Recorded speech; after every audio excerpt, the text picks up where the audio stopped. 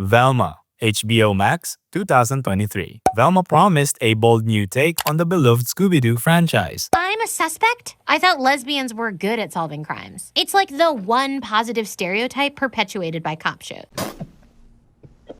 With Mindy Kaling voicing Velma, a South Asian bisexual protagonist, alongside Constance Wu as Daphne and Sam Richardson as Norville. Hey, watch where you're going, jerk! Fans didn't necessarily oppose the diversity itself, but many felt the creators, including executive producer Mindy Kaling, lost touch with the source material completely. The absence of Scooby-Doo, abrasive humor, unlikable characters, and jarring tonal shifts led to backlash. Audiences called it a parody gone too far, heavy on political messaging but lacking heart, humor, and authenticity. Velma, not while I'm live! I can't get banned for your thoughts on South Asian desserts again. I know, it's okay. Like the dessert course at an Indian restaurant. Just forget it. It quickly became one of HBO Max's most poorly received originals. Willow, Disney Plus, 2022. When Disney Plus announced a sequel series to the beloved 80s fantasy film Willow, fans were excited, especially with Warwick Davis reprising his iconic role. With a hefty budget upwards of $100 million, Willow introduced multiple LGBTQ+ relationships and a diverse cast, which itself wasn't problematic. But audiences criticized the series for its poor dialogue, weak storytelling, and uninspired character arcs. All I care about is you. And if you want to come here after we find Eric to live, I would tag along.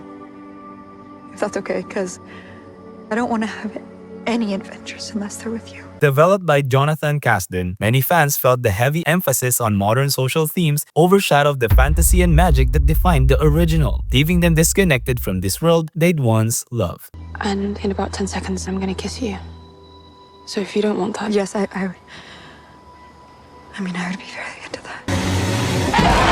Y: The Last Man, FX on Hulu, 2021. Y: The Last Man had the potential to be groundbreaking, adapting a beloved graphic novel with Ben Schnetzler as Yorick Brown and Diane Lane as Jennifer Brown. However, viewers quickly grew tired of the slow pacing, excessive deviations from the source material, and overbearing social commentary. Helmed by showrunner Eliza Clark, critics felt the show prioritized ideological discussions on gender politics over compelling storytelling. After just one season and an enormous production budget, the show was abruptly cancelled, a casualty of poor reception and low viewership.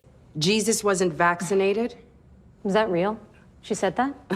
The Power, Amazon Prime, 2023. Adapted from Naomi Alderman's feminist novel, The Power featured Toni Collette, Auli Carvalho, and John Leguizamo. The show's premise intrigued audiences, but it stumbled right out of the gate. And all this time, our word has counted for nothing. They didn't hear us when we spoke.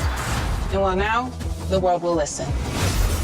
Despite Amazon's significant investment, viewers criticized it for slow pacing and heavy-handed messaging. Rather than subtle social commentary, it was viewed as overt preaching. Many felt the narrative potential was wasted, causing its initial excitement to quickly fizzle out. You don't get to tell us what to do anymore. This power is gonna change things in ways we can't imagine. The Equalizer, CBS, 2021. The Equalizer reboot, starring Queen Latifah, initially attracted viewers excited for a fresh take on a classic action franchise. However, as the series progressed, audiences felt bogged down by increasingly formulaic plots and repetitive social justice themes. Executive produced by Andrew W. Marlowe and Terry Eda Miller, critics argued that episodes became predictable moral lessons rather than thrilling escapades. They're making me work in the stockroom because of my braids. Excuse me? Mm-hmm. The owner says they are too ethnic and not a good fit with the Cheva Sauvage culture. Let me guess. If you want to be out front, you're going to have to wear your hair straight. Well, my darling, that is not only a flagrant act of racism, it also happens to be against the law. The show's heavy-handed, repetitive messaging turned off viewers seeking entertainment over weekly moral lectures. Hey, I was going to buy that. That's mine. I just hadn't taken it to the cash register yet. Well, I guess I could say the same thing, considering I'm the one who's holding it. Yeah. I don't have time for this. Just give it to me. Excuse me? Causing ratings to steadily decline. Batwoman, The CW, 2019 to 2022. Batwoman became known less for its storytelling and more for behind-the-scenes chaos, including a high-profile lead recast from Ruby Rose to Javicia Leslie. I'm not a bad to let a man take credit for a woman's work. Oh my god. Oh, God. Oh, come on. Developed by Caroline Dries and executive produced by Greg Berlanti, the series heavily marketed its diverse casting, including an openly gay lead character. I need you to fix his suit. The suit is literal perfection. It will be. When it fits a woman. No, God!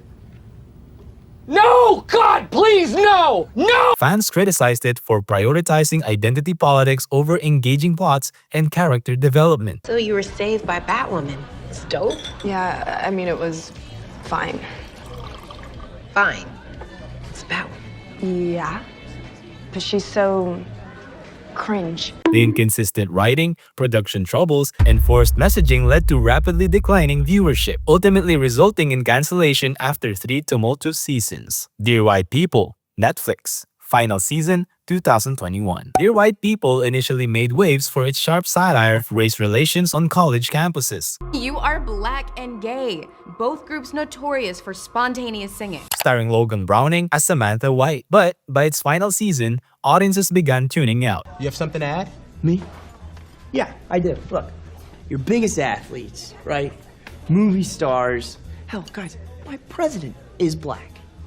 Okay, sometimes I think the hardest thing to be in the American workforce right now is an educated white guy. Created by Justin Simeon, viewers felt the show's commentary had grown stale, becoming less nuanced and more overtly preachy. The clever satire of earlier seasons was replaced by repetitive lectures, losing audience engagement and leading to disappointing viewership numbers in its final episodes. Serious question. Do you know who I am? Yeah, I know your dad is president. Good. He's the same one that has been pushing to break up this house for a decade. What's wrong? Is he afraid letting the Negroes gather in groups might start a little rebellion on his plantation? Q-Force, Netflix, 2021. Q-Force, an animated comedy about an LGBTQ+ superhero team voiced by Sean Hayes, Wanda Sykes, and David Harbour, faced criticism even before its premiere. Hey, you must be the new neighbor. This got delivered to us by mistake. Oh my God, yes, that thing is a lamp. Really? It's a really heavy lamp. That's how you know it's good.